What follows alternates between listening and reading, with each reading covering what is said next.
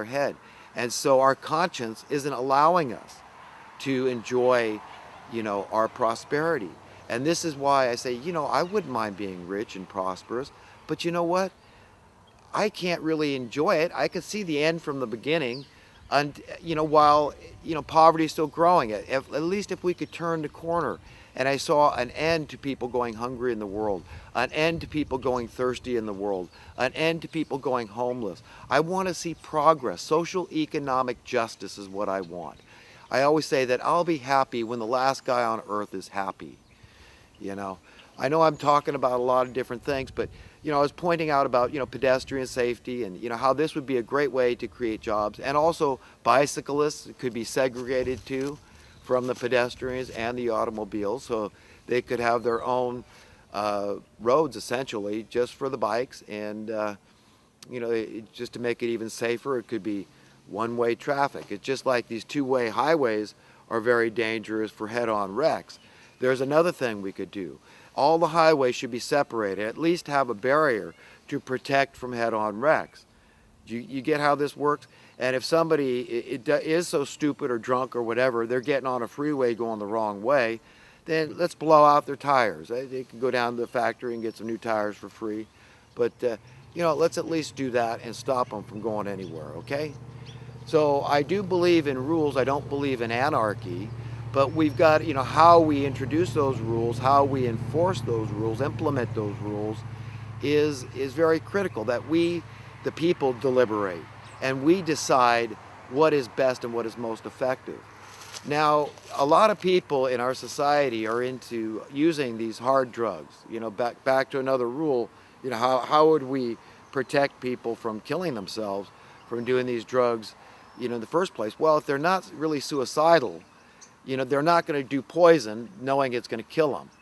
Even if they knew it would kill them in 5-10 years, it took that long, they still don't want to do it. But it's the taboo. What you find out is so much of drug use out there is people doing it because of the taboo. You see, these are people that want to be renegades. They want to be rebels. They don't want to fit in. They say, yeah, I reject the system, and what I'm doing is a statement, that I need to escape, and I don't want to follow the rules. Yeah, I'm an anarchist. I'm anti-establishmentarian. And so, their way to rebel against the system is this self-destructive behavior. And it is essentially, it's a metaphor for, wrist cutting. Well, why do people do this? Why do they? Because they want to escape from the system, because they're unhappy. They may not be able to put their finger on what's really bugging them, but when you figure it out, what's bugging you, then you can direct your energy toward that, toward fixing the problem. You point your finger squarely at the cause of the problems, not the effect of these invented problems. And that's what we're talking about. We're talking about the fact that we live in a society, not just in America, but worldwide, that's invented. That all the problems are created for a reason, to give relevance to these rulers. This is the way they control us, is through all the minions below them. A lot of them are witting minions that know that the problems are made up, fabricated, and they say, you know what, it's job security for me, I get the advantage, and that's the way it works, money, that's where it's at, man. And so, they go along to get along, basically, that's it. So they're complicit, and it's just a fact. And some of these people don't know it. They're ignorant. There are these, ignorance is bliss. These are the ones that have taken the blue pill, and they say, you know what? I don't want to know. It's not my problem. Take care of yourself. Pay attention to how I operate my life. Which is outside the bounds of common decency. They say, well, you know what? I don't make the rules. I just enforce the rules. I just follow the rules, and I dictate that you follow the rules. This is my job. It's just my job. How often have you heard that? I'm just doing my job, from the police that are, you might find bully cops that are out of control doing, wildly insane things. We get footage of just, shooting somebody that's I mean, look, when you see that somebody's got no weapon, even though they're coming at you, don't you have a billy club? I mean, the idea that people, that the cops got to defend themselves with lethal force, to me is absurd. And if you do got to shoot the guy, put him in enough pain, you're going to do it just by shooting him in the leg.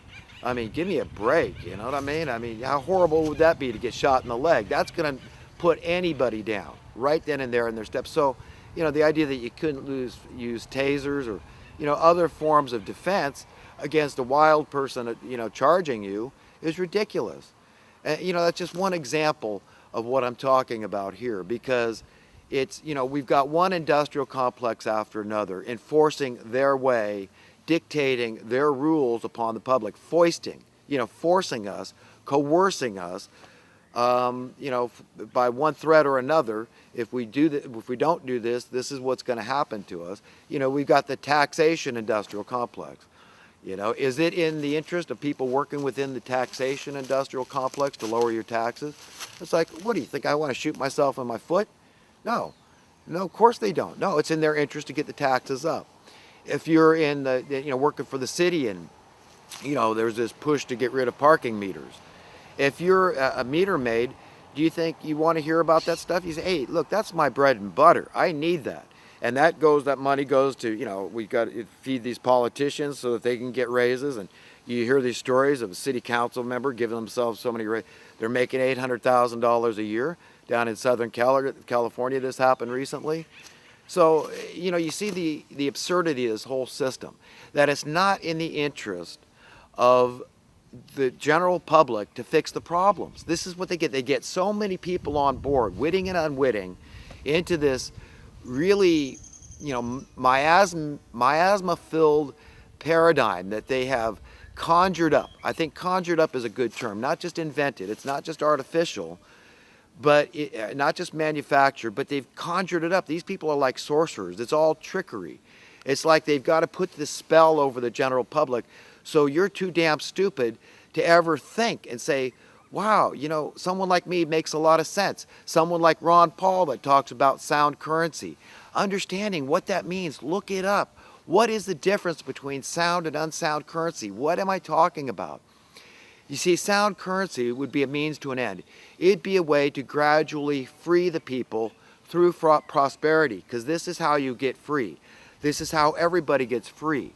What you find out is that not only does your wealth build day by day for everybody across the board, no matter what your trade is, but your work week is also in decline because we find better ways to produce our needs, to supply our demands. It's all very, very simple when you just give it a little bit of thought. And then you look at the absurdity of this certain select group of people, the Federal Reserve bankers, having the copyright to this magic paper that will buy them anything. All the goods and services they want are theirs. For anybody that's, in this business of money printing, it's insanity. And then our politicians who are supposed to be working for we the people, they're out there serving these people because, hey, they know which side their bread is buttered on. It's that simple. So ultimately, they're beholden to these money printers. These are who they pay homage to. These are who they give reverence to. And the greatest respect for is these people. These are who they're sycophantics to. These are who they prostitute themselves to. And below them are these mainstream media people who are making, a lot of them, fabulously huge sums of money. I mean, Katie Couric at one point, she was making $15 million a year, purportedly. Can you imagine? They're celebrities. All they are is newscasters, and they become celebrities for being newscasters and just spewing out the garbage that they're fed by their masters. And their masters, they may be ignorant or they may be not, But, they're told that you can talk about this, and we're not talking about this, so they omit the information in the first place. So the rules are made right now by a gaggle of merciless thugs, and that will eventually change. And they know that time is coming because what's happening is knowledge, learning, wisdom, understanding, valuable, proper education is reaching a critical mass. And it's something they can't stop, and they hate it. They hate truth because really truth is the bottom line in all those components, you know, wisdom, understanding, knowledge. All these things are components of that one ideal thing, which is truth. This is the spirit of truth. In Scripture, it's also called the Holy Spirit of God. So this is how God is working on humanity, is through pouring this light, this truth out on the earth, which will eventually someday dissolve all the darkness, all the lies, all the deceit, all the diabolical, twisted tales that we've been fed through the ages. For thousands of years, this stuff's been going on. The money changers have been out there, you know, not wanting to live by their rules, but happy to enforce their rules on you and your children, putting you in debt, putting nations in debt. And who's got that money? They say China. Well, we owe it to China. No, they've stolen our wealth. They're saying that we owe it to them to maintain their uber wealthy status. These are the real thieves, is these money printers that have done this to us, knowing what they're doing. They're not incompetent. The word is diabolical. Look up the term. They know what they're doing, and they always think they're smarter than everybody else. But now is a time in history like no other when their lies and deceit are out in public. They've been exposed, and they're being dissolved, and they hate it. They're in a very painful, miserable state, and they want to take as much decent humanity as they can. They want to keep lying and deceiving and pulling you into the establishment, making you think you can trust the beast system that's just based solely on fraud. Okay, all the stock market, you know, the whole banking industry, the whole thing is a charade from the pit of hell. That's it. It's like this satanic spirit, this last-ditch effort to deceive everybody, because the lines are become very clear where you stand. It's a matter of your heart and soul. It's not like I can judge you, but there is one that judges you, that knows your heart, knows when you're BSing yourself, because you can BS everybody on earth. You might even BS yourself because of your ignorance, or your love of money, for love of, believing in this system, whatever that is. But there's one that you cannot BS, and that's your parents. That's your divine parents. They're interested in what's going on in your heart and in your mind. When you get on your knees and pray, when you meditate and pray, and turn your life over to that spirit and say, I've got to trust something, and I'm going to trust you, God. Let me have a metaphorical intercourse with you. Let me be true to myself. Correct me, reprimand me where necessary, convict me. Let me embrace that and let me grow as a human being so I may inherit a better world. I may inherit a society where all humanity is free, where we can live together in harmony and peace and safety and security with abundance for everybody and not some. Okay, so how do we get there from here? Well, we've got to get control over the money printing. This is it. This is what sound currency would do. Sound currency would gradually create that ideal society that is necessary. This universal freedom. Universal, that means nobody is left out of the loop. That we're all understood, we're born rich, we've inherited great wealth. There'll be no more hoarding because we'll have giant warehouses everywhere where we can go get anything we want, anytime we want. Everything's free, okay? We're far more productive than we need to be, so we could slow it down. We got ridiculously low work weeks, and that's all by volunteerism anyhow. 5 hours is all that may be required. Then you got to figure out what you're going to do with all that spare time. You're going to have to do a lot of surfing. We could build artificial reefs for all these surfers that worry about, not enough waves out there. We could have perfect waves up and down. A half-mile stretch of beach. We could fill the needs of the entire population of that coastal town. Do you understand? With all the waves they want. No longer, like in LA, they got to put cops out on the waves because some of these guys get so territorial about their surfing spot that, they're out there bullying people, pushing them around, intimidating people so that they don't come back. And, it's sick what, shortages do to people. And that's what we've got today. They've imposed a shortage on the public at large.